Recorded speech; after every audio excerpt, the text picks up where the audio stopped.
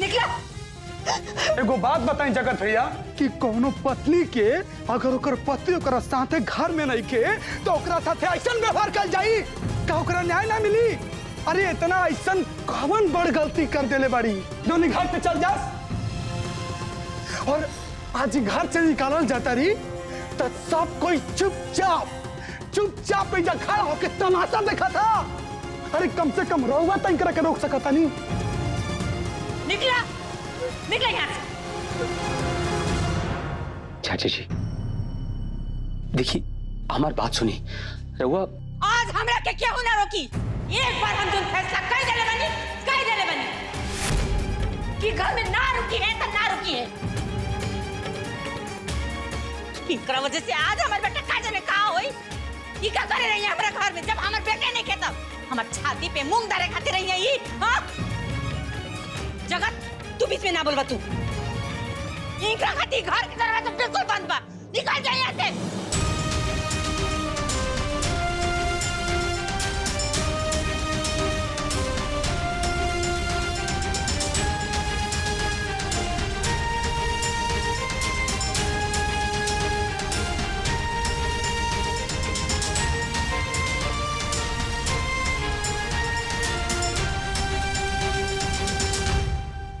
निकले यहाँ से।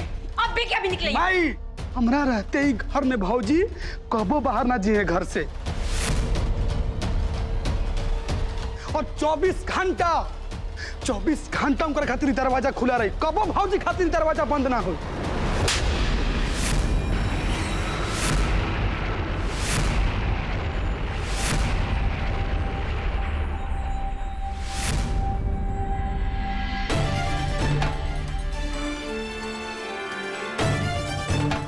मार माई तुहे जितना मन करे ते उतना मार हमरा के। हम सब कुछ बर्दाश्त कर सकता नहीं लेकिन भौजी घर से जास ये हमरा से कबो बर्दाश्त ना हो। घर से जब तक हम रहा तब तक भौजी घर से कबो ना जाइए। वाह कन्या वाह, खूब जादू कैले बड़ू तू हमार बेटन पर। पहलका बेटा के पाप के खिलाफ खड़ा कर देलू, ऊपर भी तार मन न भरल पकड़ के मजबूर कर देलू घर से बाहर जाए पे। आज हमार छोटका बेटा के हमरा खिलाफ खड़ा कर देलू क्योंकि मेहरारू होखे ना तो तारा लेकर जादूगरनी मेहरारू होखे। वाह, जेकरा पर मन करे ओकरा पर अपन जादू चला सके। बबुआ जी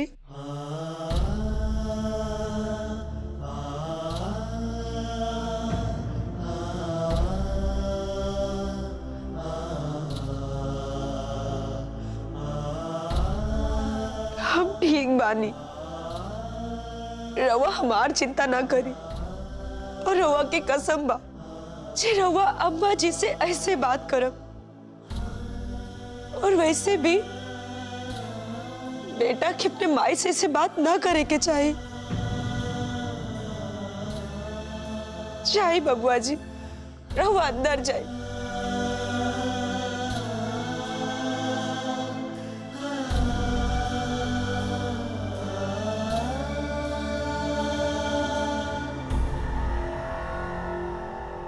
ना जॉन करे के रहला नु तू कह ले लू कनिया। अब तहार काला छाया अपन बच्चन पे हम ना पड़े दे। हमारे परिवार के पिंड छोड़ा करीजा रह बोलू एक ही कैसा ही निकल जाइबू तू। निकल यहाँ से, निकल यहाँ से, निकल यहाँ से।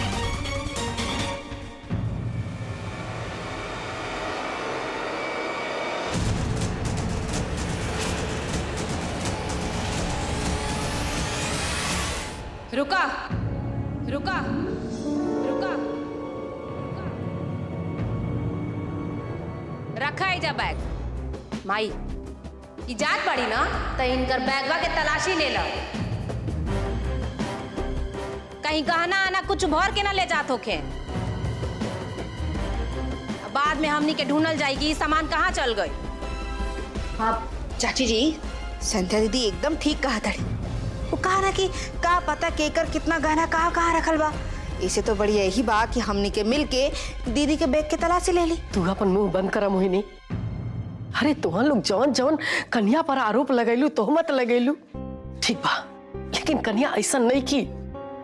अरे सोना गहना तक कन्या ये घर से बिना पूछले मिट्टी भी नहीं की लेके जा सका। का दीदी रुआ भुला गई नी? हाँ, अमर के बाबूजी के बैग में से जब 10 लाख रुपया भुलाई रहा, केकरा बैग में मिला रहा? इनकरे बहिनी के बैग में मिला हनु। बड़की माई, जे गरीब घर के बेटी होला ना, उ सती सावित्री ना होला, तब बैग के तलाशी तो होखबे करी।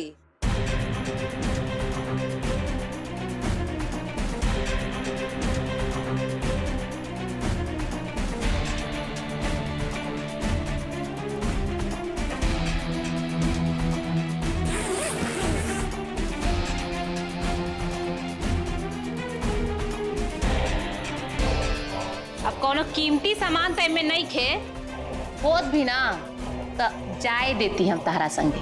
काहे कि जेकरे साथे ना मर्द ना होला ना, ओकरे साथ कीमती सामान ही काम आवेला। लेकिन एक बात ध्यान रहा, पीहू के कपड़ा तू अपने साथे ना ले जाइबी। ई सब यही रहे, ई सब यही रहे।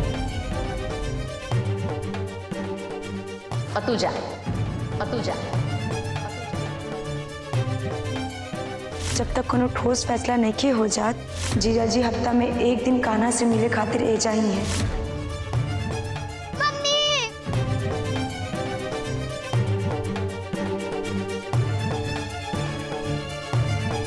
पीहू तारे लगे ना जाइए, और तू एजा खड़ा रहा। तारे माई से ना हमके बहुत कुछ हिसाब करे के बा।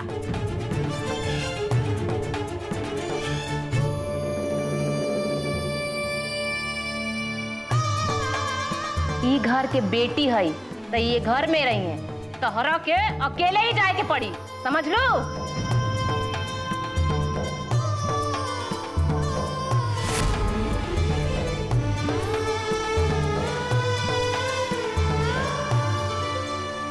कन्या प्रधान जी, कुछ याद बा कि हम याद दिलाई? अपना जन्मौला के बिछड़ला पे कितना दुख होला ना, अब तोहरा के समझ में आई।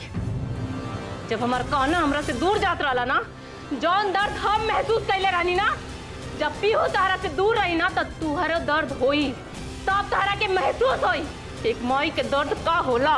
तब हमरे कलेजा में ना ठंडक पड़ी। तू तो फरमान जारी कर देले रहलू ना कि कान्हा के पापा हफ्ता भर में एक बार आ करके कान्हा से मिली है, तो तू अब पीहू से ना हफ्ता भर में एक के बार मिलबू। जा, पीहू तोहरा संगे न चाहिए।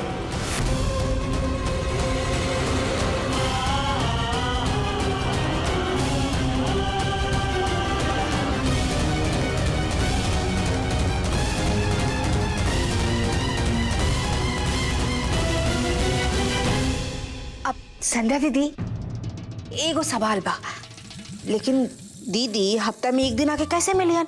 नहीं मतलब चाची जी तो दीदी के अंदर ना आए दियन नु। अरे दीदी कोनो बात नहीं के, रवा रोड पे या बागीचा में मिल ले, है ना? मिल ले दीदी, हाँ हफ्ते में एक दिन खाली।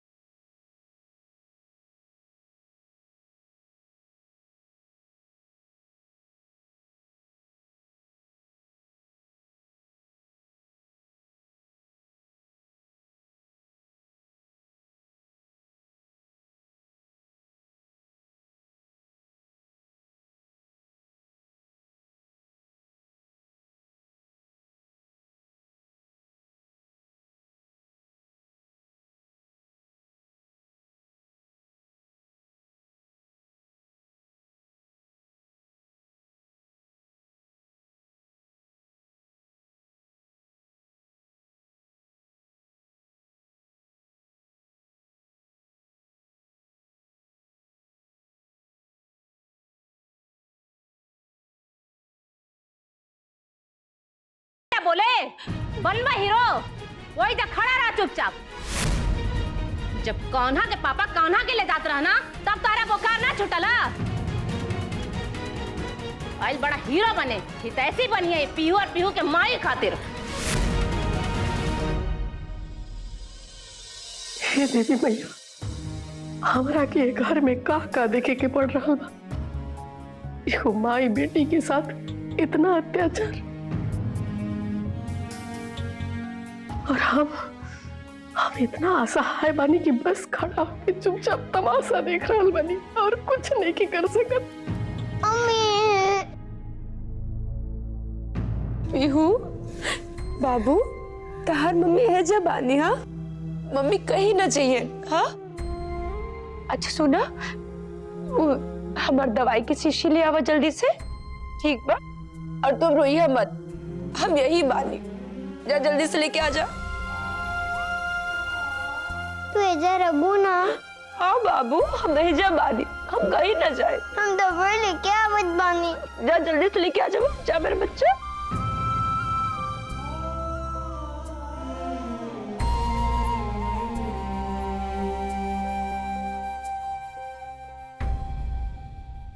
इससे पहले कि पीहू आवे और रोए, तू ऐसे निकला। अम्मा जी, हमने पीहू के ऐसे भेजनी है, ऐसे की दीदी पीहू को खींचत रह लिया और वो बहुत रोवती है। अम्मा जी, हमरा से पीहू के दर्द नहीं के देखे जा। अच्छा, तो तहार बेटी हमरा के काट के खून निकाल देलस, उ तारा के देखल गइल हा? कन्या, तू जाए घर से, तहार अभी में भलाई बाकी तू दीवारी निवास से तू चल जा। कन्या देखा, हम तार हाथ जोड़त नहीं, चल जाए घर से। तू अपन इज्जत सोचा चाहे मत सोच, लेकिन कन्या एक प्रधान के इज्जत सोच के तारे घर से जाएगा। चल जा कन्या।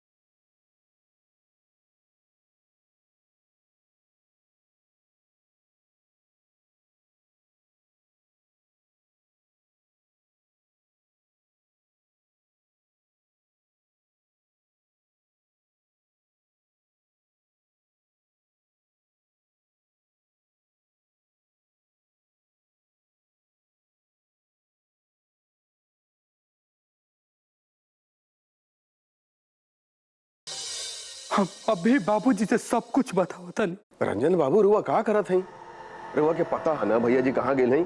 अपन सपना पूरा करे खातिर गई हई, पक्का वाला बात करे विधायकी के। और रुआ फोन लगा दे, उनका डिस्टर्ब कर दे, ताकि वो भागल बगल यहाँ चलावत। ये खड़ा बाड़ी फिर और माई बाड़ी, और अभी ई घर के हेड बाड़ी, तो राउर नजर में माई के कोनो मान नहीं खे? रुआ उनके फोन कर दे तो का राउर माई के बुरा ना लगी? चली करी फोन नहीं।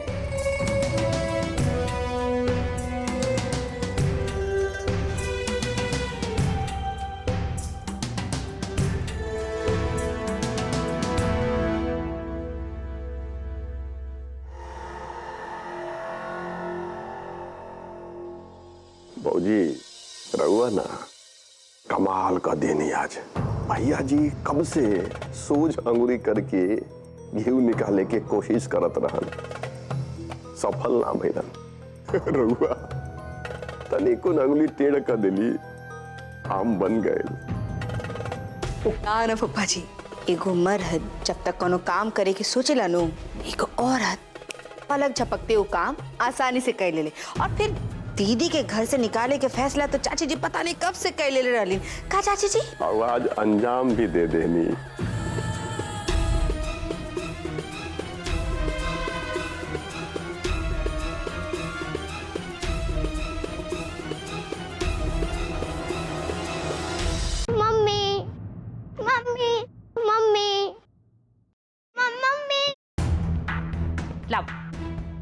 पिहू दा हमरा के कहो तनी ना तोहर मम्मी एजा नहीं खी तो ना अब मम्मी के ही दे।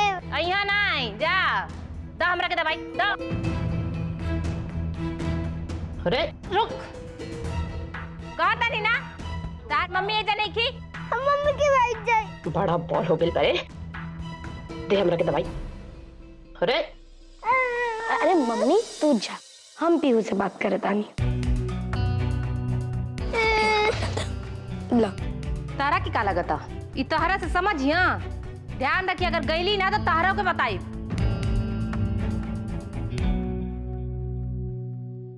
बेटा देखो पीहू तार मम्मी फिर आई हन। अभी नानी खिसियाइल बानी नु तार मम्मी पे, यही से वो गाँव करिया ठीक बा।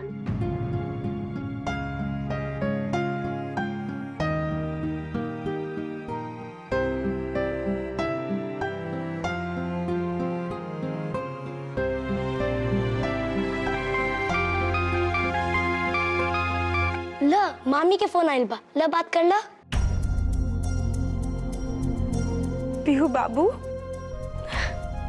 हम अपने पीहू से बात करे बिना कैसे चल जाती? पीहू बेटा देखा रोवा मत, तू अच्छे से रहिया। हम नाना जी से मिलके जल्दी चलाए। तू कान्हा भैया के साथ रहिया, फुआ जी के संग रहिया और रोइया मत। ना मम्मी तारा संग चलब का बाड़ू तू।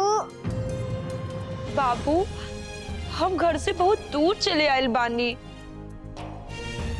देखा तू कान्हा भैया के साथ खूब खेलिया, रंजन चाचा के संगे रहिया, फुआ जी के संगे रहिया, अम्मा जी के संगे रहिया। हाँ हम जल्दी चलाए। ठीक बा मम्मी, लेकिन तू फोन करिया, हमू फोन करब। दोनों बहिया हमार बनी पाले न हो दोनों बहिया। भैया हमरा के मम्मी झूठ बोलिया। बनी पाले जाना तानी दादी मम्मी के घर से निकाल दे लिया। उतर मोरे आंगना। तो मत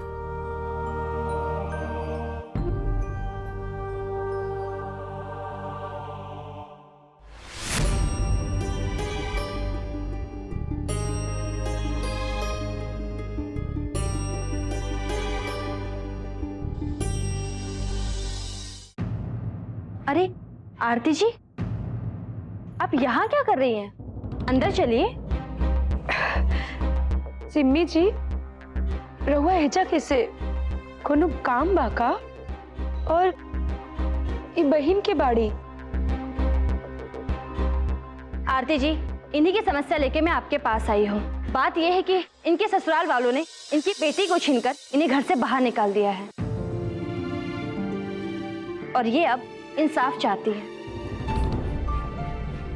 गंगापुर पंचायत के प्रधान के तौर पे इन्हें आपसे बहुत उम्मीदें हैं आरती जी, इसीलिए कि ये चाहती हैं कि आप इन्हें इंसाफ दिलाएं। प्रधान जी रहुआ लगे हम बड़ा उम्मीद से आल बानी। हमार बच्चा लोग छीन के हमरा के घर से निकाल दिले बा। रहुआ कुछ करी, हमरा के इंसाफ दिलाई। वो बहुत रोवत रहे हमार बेटी, हम ओकरे बिना ना रह सके। बड़ा उम्मीद लेके आल बानी, रहुआ लगे इंसाफ दिलाई। पता नहीं कैसे हुए हमरे बिना। आपको तो एगो माई है ना, आप रह सके नहीं अपनी बेटी बिना? हाँ प्रधान जी आपको इन्हें न्याय दिलाना ही होगा इस बेचारी महिला के लिए।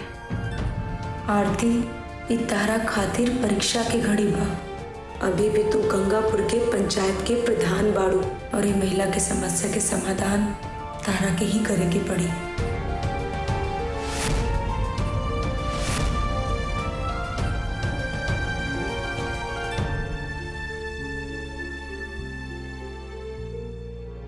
आरती जी क्या सोचने लगी आप? कुछ ना सिम्मी जी, हम इनकरा की परिस्थिति में यह सलाह दे कि अगर इनके ससुराल वाले इनकरा बेटी के छीन कर इनकरा के ससुराल से निकाल दे ले बा तो तत्काल इनकर अपने नैहर चल जाए के चाहिए।